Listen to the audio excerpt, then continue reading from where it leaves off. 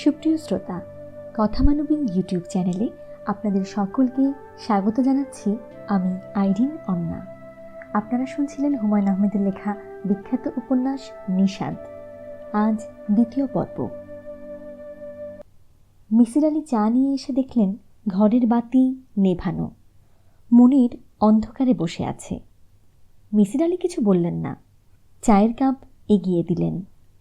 মুনির নিঃশব্দে চায়ের কাপ শেষ করে কথা বলতে শুরু করল। ঘটনাটা ঘটল 1 বছর আগে ভাদ্র মাসে। আমার অনিদ্রা রোগ আছে, বিছানায় শোয়ামাত্র ঘুমোতে পারি না।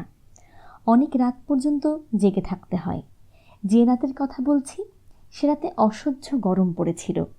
আমি অনেকক্ষণ ছাদে হাঁটাহাঁটি করলাম। ছাদও তেতে আছে, এক ফোঁটা বাতাস নেই। একটা ভেজা গামছা গায়ে জড়িয়ে রাত 1টা পর্যন্ত ছাদের রেলিংয়ে বসে রইলাম। তখন একটু ঝিমুনির মতো ধরল। বিছানায় এসে শুয়েছি, হাত পাখা দিয়ে হাওয়া করছি। হঠাৎ পাশের ঘরে শব্দ হতে লাগলো। আমি বেশ অবাকই হলাম, কারণ পাশের ঘর তালাবদ্ধ। আমার ঘর থেকে পাশের ঘরে যাওয়ার একটা দরজা আছে, কিন্তু সেই দরজা ভেতর থেকে বন্ধ। প্রথমে ভাবলাম ইঁদুর কিংবা বেড়াল, কিন্তু শব্দ শুনে মনে হচ্ছে না ইঁদুর বেড়ালের শব্দ, যেন অনেক মানুষ ঘরের মধ্যে আটক। তাদের ফিসফাস কথা কিছু কিছু শোনা যাচ্ছে, পরিষ্কার বোঝা যাচ্ছে না।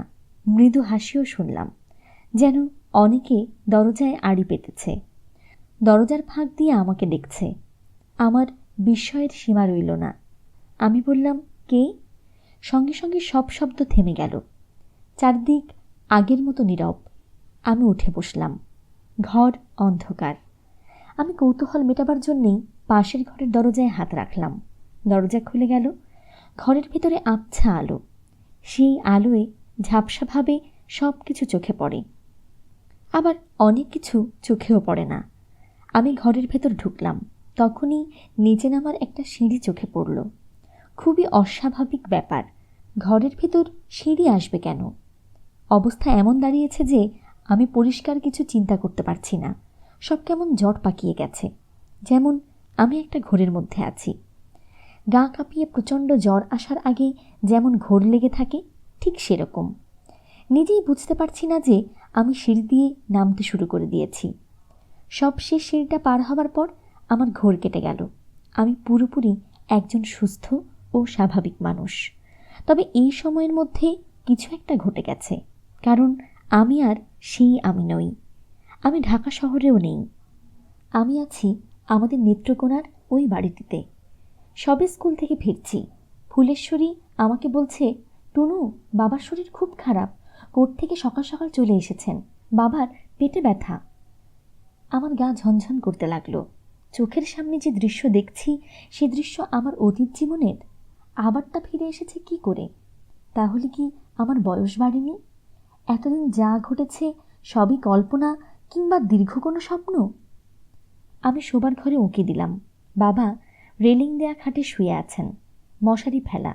মা বসে আছেন বাবার মাথার পাশে। ইদ্রিস চাচা পানের বাটা হাতে বসে আছেন। আমি অবাক হয়ে দৃশ্যটি দেখছি, কারণ এরপর কি হবে আমি জানি। ইদ্রিস চাচা বললেন, পেটের নিচে বালিশ দিয়ে উপর হয়ে শুয়ে থাকো, এটা হচ্ছে অম্বলের ব্যথা। নিবারণকে খবর দিয়েছি, এসেই ব্যথা নামিয়ে ফেলবে। সত্যি সত্যি ইদ্রিস চাচা এই কথাগুলিই বললেন। আমি চমকে উঠলাম। পরবর্তী প্রতিটি ঘটনা কি হবে আমি জানি। আমি যেহেতু জানি, সেহেতু এই ঘটনাগুলি ঘটতে দেওয়া যাবে না। নিবারণ কাকু আসবার আগেই ডাক্তার সাহেবকে নিয়ে আসতে হবে। সরকারি হাসপাতালের ডাক্তার সাহেব, যেন তিনি আজ কিছুতেই রাত 10টার ট্রেনে ময়মনসিংহ যেতে না পারেন। আমি কাউকে কিছু না বলে সরকারি হাসপাতালের ডাক্তার সাহেবের বাসার দিকে ছুটলাম। ডাক্তার সাহেবকে বাবার অসুখের কথা বলাতেই তিনি সঙ্গে সঙ্গে এলেন। বাসায় এসে দেখি নিবারণ কাকু এসেছেন। হামানদিস্তায় কিছু যেন গুঁড়ো করা হচ্ছে। ডাক্তার সাহেবকে দেখে বাবা অবাক হয়ে বললেন, আপনাকে আবার কে খবর দিল? আপনার ছেলে। বাবার অসুখের কথা বলতে বলতে ছেলের চোখে দেখি পানি। আপনার ছেলে বোধহয় আপনাকে খুব ভালোবাসে। দেখি আপনার পেটটা দেখি। কিচ্ছু দেখতে হবে না, বদহজম থেকে হয়েছে। নিবারণদা এসেছেন, ঔষধ তৈরি হচ্ছে। খাওয়া মাত্র আরাম না হলে নিবারণদা নাকি তার কবিরাজি ছেড়ে দেবেন। ডাক্তার সাহেব বাবার কথায় কোনোই কান দিলেন না। টিপে টুপে বাবার পেট দেখলেন। অত্যন্ত গম্ভীর হয়ে বললেন, আপনার অ্যাপেন্ডিসাইটিস তো পেকে টসটস করছে, এক্ষুনি কেটে ফেলতে হবে। বাবা অবাক হয়ে বললেন, কি বলছেন এসব? যেটা সত্যি সেটাই বলছি। আশা করি আপনি বেঁচে থাকতে চান, বেঁচে থাকতে না চাইলে ভিন্ন কথা। সত্যি বলছেন? অ্যাপেন্ডিসাইটিস? হ্যাঁ সত্যি। রাত 10টার ট্রেনে ময়মনসিংহ যাবার কথা ছিল, সেটা আর হতে দিলেন না। ডাক্তার সাহেব খসখস করে একটা কাগজে কী সব লিখলেন। আমার দিকে কাগজটা বাড়িয়ে দিয়ে বললেন, খোকা, তুমি এই চিঠিটা ডাক্তার মেহেরবাবুকে দিয়ে এসো, তারও হেল্প লাগবে। মেহেরবাবুর বাসা চেনো তো? মেয়েদের স্কুলের সামনে একতলা বাড়ি। যাও, ছুটে যাও। এই তো, গুড বয়।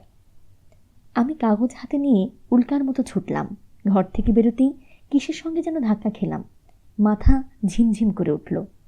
মুহূর্তের জন্যে চারদিক অন্ধকার। অন্ধকার কিছুটা কাটতেই দেখি আমি আবার আগের জায়গায়, ঢাকা শহরের 3 তলার আমার ছোট্ট খুপড়িতে। ভাদ্র মাসের অসহ্য গরমে আমার গা ঘামছে। ঘর অন্ধকার হলেও রাস্তার কিছু আলো এসেছে। সেই আলোয় দেখলাম পাশের ঘরের দরজা আগের মতোই বন্ধ। মনির চুপ করল। মিসির আলি সিগারেট ধরাতে ধরাতে বললেন, এটাই কি তোমার সেই বিশেষ কথা? জি স্যার। আর কিছু বলতে চাও না? আর কিছু বলার নেই। তুমি যা দেখেছ তার ব্যাখ্যা কি খুবই সহজ নয়? জি সহজ। আমি স্বপ্ন দেখছিলাম। হ্যাঁ, স্বপ্ন। স্বপ্নের স্থায়িত্বকাল খুব অল্প হয়, কিন্তু অল্প সময়ই অনেক কিছু বলে। আইনস্টাইনের টাইম ডাইলেশনের ব্যাপার, থিওরি অফ রিলেটিভিটির অন্য এক ধরনের প্রয়োগ, তাই না? হতে পারে। থিওরি অফ রিলেটিভিটি আমার জানা নেই। আমিও জানি না। ভাষা ভাষা যা শুনি তাই বললাম। তুমি যে স্বপ্ন দেখেছ, এটা হচ্ছে এক ধরনের ইচ্ছাপূরণ স্বপ্ন। তোমার অবচেতন মনে আছে তোমার বাবাকে বাঁচিয়ে তুলবার আকাঙ্ক্ষা। অবচেতন মনের ইচ্ছাগুলিও স্বপ্নে ধরা দিয়েছে। সব সময় তা হয়। এই জীবনে যেসব জিনিস আমরা পাই না, অথচ যেসব জিনিসের জন্যে গভীর কামনা বোধ করি, স্বপ্নে তাদের পাই, তাই না? জি স্যার, তাই। বলি মুনির উঠে দাঁড়ালো। রাত হয়ে গেছে, আজ উঠি স্যার। মিসির আলি লক্ষ্য করলেন মনিরের মুখ থমথম করছে। চোখের দৃষ্টি অন্যরকম, যেন এই মুহূর্তে সে কোনো একটা ঘোরের মধ্যে আছে। মনির, জি? তোমার বোধহয় আরও কি বলার ছিল, শুধু স্বপ্নের কথা বলার জন্য আমার কাছে আসনি। মনির শীতল গলায় বলল, আপনি ঠিকই ধরেছেন। এতটা নির্বোধ আমি না। সামান্য একটা স্বপ্ন নিয়ে আপনাকে বিরক্ত করব কেন? বলো, সেটা কি? আপনাকে তো বলেছি, সরকারি হাসপাতালে ডাক্তার সাহেব আমার হাতে একটা চিঠি লিখে দিলেন মেহেরবাবুর কাছে পৌঁছে দেবার জন্যে। ওই চিঠি নিয়ে বেরোবার সময় আমি ধাক্কা খেয়ে পড়ে যাই। হ্যাঁ, তখন তোমার স্বপ্ন ভেঙে যায়? জি স্যার। এবং আমি দেখি চিঠিটা আমার হাতে তখনও আছে। কি বলছো তুমি? আমি চিঠিটা আপনার জন্য নিয়ে এসেছি। মিসির আলি অবাক হয়ে তাকিয়ে রইলেন। মনির চিঠিটা টেবিলের উপর রাখল, মৃদুস্বরে বলল, রাত হয়ে যাচ্ছে, আমি যাই। তুমি যে কত বড় একটা অসম্ভব কথা বলছো তা কি তুমি জানো? জানি স্যার। মনির বেরিয়ে গেল। মিসির আলি চিঠি হাতে নিলেন। তার কপালে বিন্দু বিন্দু ঘাম। ছেলেটি যা বলছে সবই কি বিশ্বাসযোগ্য? নিশ্চয়ই না। সে চমৎকার গুছিয়ে মিথ্যা বলতে পারে। ইস্টার্ন মার্কেন্টাইলে চাকরির ব্যাপারটা মিথ্যা। তিনি খোঁজ নিয়েছেন। এই মিথ্যাটা সে হয়তো নিজেকে আড়াল করবার জন্য বলেছে। মূল ঘটনা হয়তো সত্যি, কিন্তু তা কি করে হয়? প্যাডে ডাক্তার সাহেবের নাম লেখা, A Mallick, MBBS, medical officer, Netrokona সদর। কোনো তারিখ নেই। চিঠি লেখা হয়েছে ইংরেজি ও বাংলা মিশিয়ে। মিহিরবাবুর নাম ইংরেজিতে, বাকি অংশ বাংলায়। মিহিরবাবু, জরুরি ভিত্তিতে একটা অপারেশন করতে হচ্ছে। কামরুদ্দিন সাহেবের অ্যাপেন্ডিক্স, প্রায় র্যাপচারের পর্যায়ে। আপনার সাহায্য প্রয়োজন। হাসপাতালে চলে আসুন। হাসপাতালে অপারেশন সরঞ্জাম অপ্রতুল, তবু করতে হবে। এই উকিল সাহেবের কাছে আমি নানান বিষয়ে ঋণী। বিনীত, এ মল্লিক। এই চিঠি মিসির আলি খুব কম করেও 50 বার পড়েছেন। তাতে নতুন কোনো তথ্য বের হয়ে আসেনি। যিনি এই চিঠি লিখেছেন তার চরিত্র সম্পর্কেও কোনো তথ্য পাওয়া যাচ্ছে না। তবে মনে হচ্ছে ভদ্রলোকের বেশি কথা বলার অভ্যাস আছে। জরুরি অবস্থায় তিনি চিঠি লিখছেন, তবু সেখানেও কিছু ফালতু কথা আছে, যেমন এই উকিল সাহেবের কাছে আমি নানান বিষয়ে ঋণী। সংকটের সময় আমরা শুধু প্রয়োজনীয় তথ্যই দিই, অপ্রয়োজনীয় তথ্য দেই না, যে জন্যে ক্ষীণ সন্দেহ হয় চিঠিটা হয়তো ডাক্তার সাহেবের লেখা নয়। মনির একটা প্যাড জোগাড় করে নিজেই লিখেছে কিংবা অন্য কাউকে দিয়ে লিখিয়েছে। এখন কথা হলো, এটা সে কেন করবে? তার মোটিভ কি? ঘটনাটা যদি বিদেশে ঘটত তাহলে একটা মোটিভ খুঁজে পাওয়া যেত। পাবলিসিটি, পত্রিকায় ছাপা হতো, টিভি প্রোগ্রাম হতো, বিশ্ববিদ্যালয়ের শিক্ষকদের নিয়ে তদন্তকারী টিম বসত। একদল বলতো পুরোটাই ভাওতা, অন্য দল বলতো না, ভাওতা নয়, ব্যাপারটার মধ্যে কিছু একটা আছে। আমেরিকায় কানসাস সিটির এক মহিলাকে নিয়ে এরকম হলো। ভদ্রমহিলা সেন্ট পল স্কুলের গেম টিচার। একবার 1 সপ্তাহ স্কুলে এলেন না। 1 সপ্তাহ পার করে যখন এলেন তখন তার চোখ মুখ শুকিয়ে আমসি, দৃষ্টি উদ্ভ্রান্ত। ডাকলে সাড়া দেন না, 2-3 বার ডাকতে হয়। ভদ্রমহিলা এক অদ্ভুত গল্প বললেন। তার মৃতা মা নাকি এক দুপুরবেলা হঠাৎ তার বাসায় উপস্থিত। স্বাভাবিক মানুষের মতো গল্প শুরু করলেন। লাঞ্চে কী আছে জিজ্ঞেস করে শাওয়ার নিতে গেলেন। তিনি 2 দিন থাকলেন। স্বাভাবিক মানুষের মতো খাওয়া দাওয়া করলেন, ঘুমোলেন, প্রচুর গল্প করলেন। তবে বাড়ি থেকে বেরোলেন না এবং নিজের মেয়েকেও বেরোতে দিলেন না। বেশিরভাগ গল্পই পরকাল সংক্রান্ত। কিছু কিছু উপদেশও দিলেন। বিশেষ কোনো উপদেশ নয়, ধর্মগ্রন্থে যে ধরনের উপদেশ থাকে সে ধরনের উপদেশ। তারপর একদিন ভর দুপুরে যেভাবে এসেছিলেন ঠিক সেভাবেই চলে গেলেন। স্কুল শিক্ষিকার এই ঘটনা নিয়ে সারা আমেরিকায় হইচই পড়ে গেল। ভদ্রমহিলা লাই ডিটেক্টর টেস্ট নিলেন। দেখা গেল তিনি সত্যি কথাই বলছেন। একদল বলা শুরু করল, লাই ডিটেক্টর টেস্ট মানসিক ব্যাধিগ্রস্তদের ক্ষেত্রে প্রযোজ্য নয়। ভদ্রমহিলা মানসিক ব্যাধিগ্রস্ত নাকি ব্যাধিগ্রস্ত নন তা বের করার জন্যে আবার বিশেষজ্ঞদের টিম বসল। হুলস্থুল ব্যাপার। মনিরের ক্ষেত্রে এই সম্ভাবনা একেবারেই নেই, তবে ব্যক্তিগত বিদ্রোহের কারণেও সে এটা করতে পারে। হয়তো সমাজের প্রচলিত বিশ্বাসগুলো তার পছন্দ নয়, তার পছন্দের ব্যাপারগুলো সে অন্যদের জানাতে চায়। মিসির আলীকে দিয়ে তার শুরু, পরে অন্যদের কাছে যাবে। মিসির আলী ঠিক করলেন যে করেই হোক ডাক্তার এ মল্লিককে খুঁজে বের করবেন, তাকে এই চিঠিটা দেখাবেন। এতে রহস্যের অনেকটা সমাধান হবার কথা। ডাক্তার এ মল্লিককে খুঁজে বের করতে কোনো সমস্যা হবার কথা নয়। যেহেতু সরকারি ডাক্তার, স্বাস্থ্য মন্ত্রণালয়ে বলতে পারবে উনি কোথায় আছেন, কোন পোস্টে আছেন। নিশ্চয়ই তাদের ডাইরেক্টরেট আছে। বাংলাদেশে কোনো কাজই সহজে হয় না। ডাক্তার এ মল্লিকের খোঁজ বের করতে তাকে বিস্তর ঝামেলা করতে হলো। এ বলে ওর কাছে যান, ও বলে আজ না, সোমবারে আসুন। সোমবারে গিয়ে দেখেন যিনি খবর দেবেন তিনি শালার বিয়েতে চিটাগং চলে গেছেন। শেষ পর্যন্ত খোঁজ পাওয়া গেল। ডাক্তার এ মল্লিক বর্তমানে খুলনার সিভিল সার্জন। তার চাকরির মেয়াদ প্রায় শেষ। কিছুদিনের মধ্যেই এলপিআরে চলে যাবেন। খুলনা যাবার ব্যবস্থাও মিসির আলী চট করে করতে পারলেন না। 2টো কোর্স ঝুলছে মাথার উপর। সেশন জট সামলাবার জন্যে স্পেশাল ক্লাস হচ্ছে, মিড টার্ম পরীক্ষা, প্রচুর খাতা জমা হয়ে আছে, খাতা দেখতে হবে।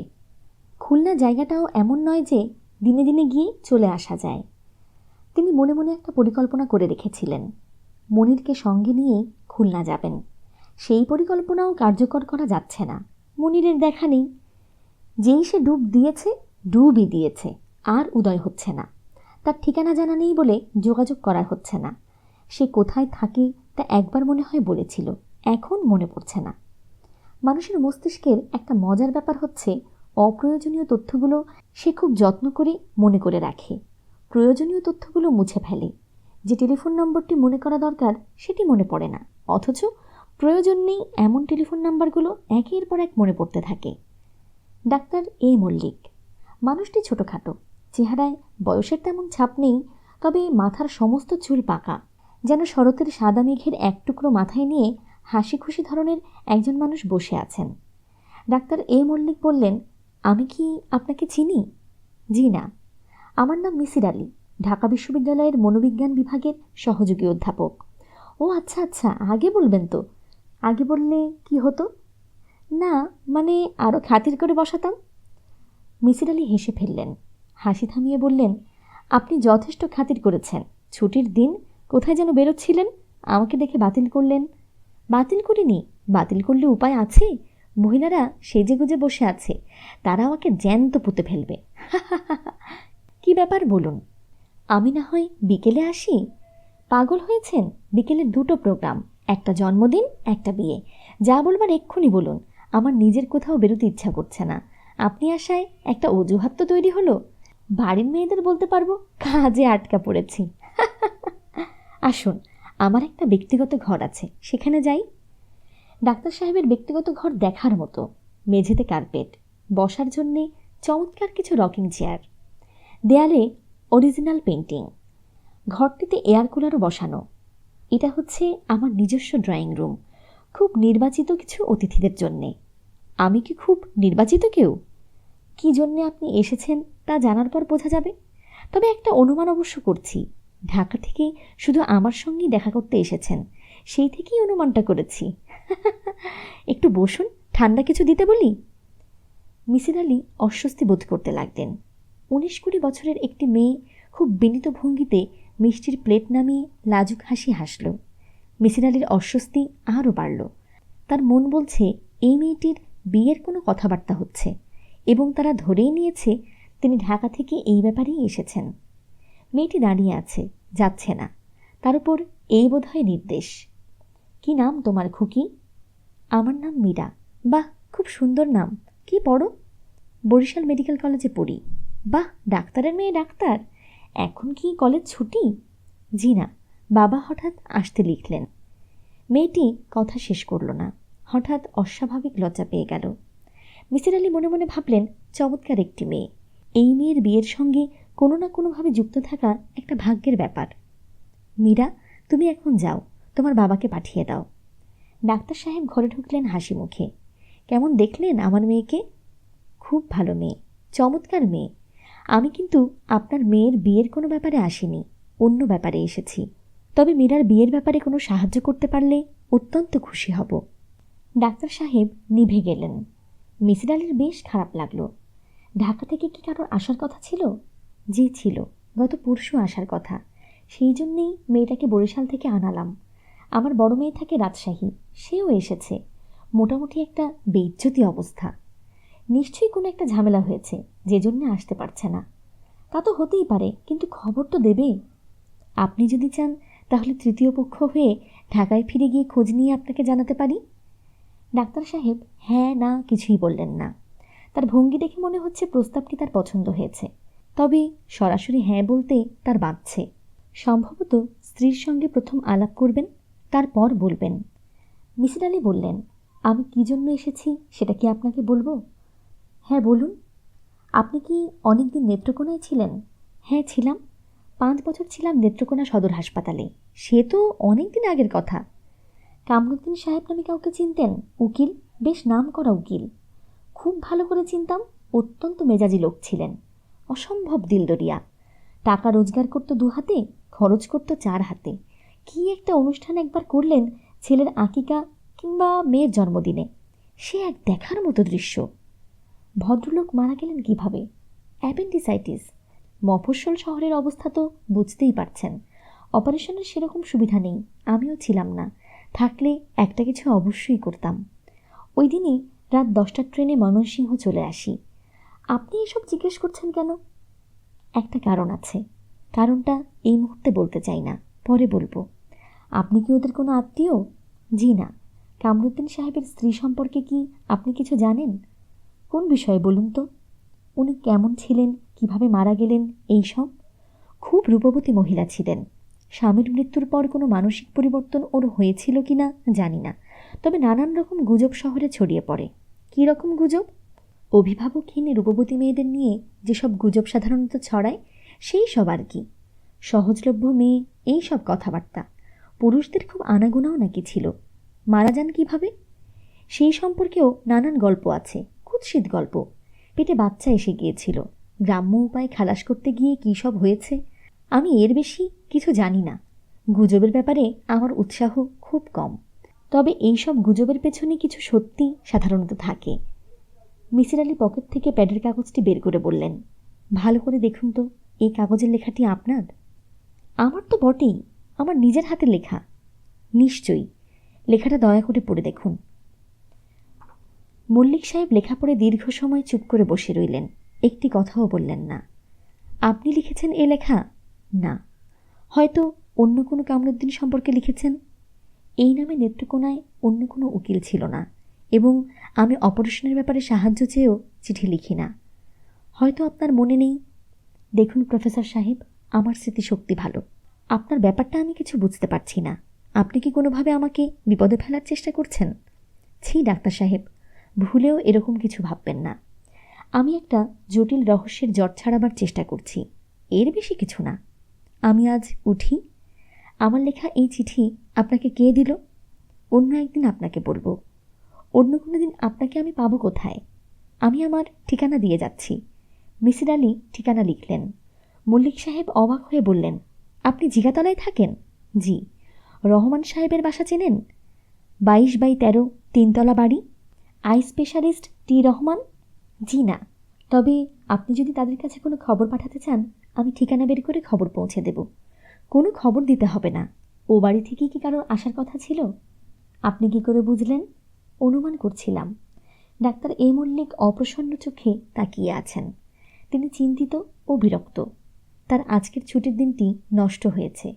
যাই ডাক্তার সাহেব? তিনি জবাব দিলেন না। মতিঝিল পাড়ার অফিস। নাম আলফা ট্রান্সপোর্ট। নাম থেকে কিছু বোঝা যাচ্ছে না, তবে কাজকর্ম পাঁচমিশালি। অটোমোবাইল ইন্স্যুরেন্স, ট্রাভেল এজেন্সি এবং ইন্ডেন্টিং। বৃহস্পতিবার অর্ধেক দিন অফিস। মনিরের হাতে তেমন কাজ নেই। সে বসেছে অ্যাসিস্ট্যান্ট ক্যাশিয়ার নিজামুদ্দিন সাহেবের পাশে।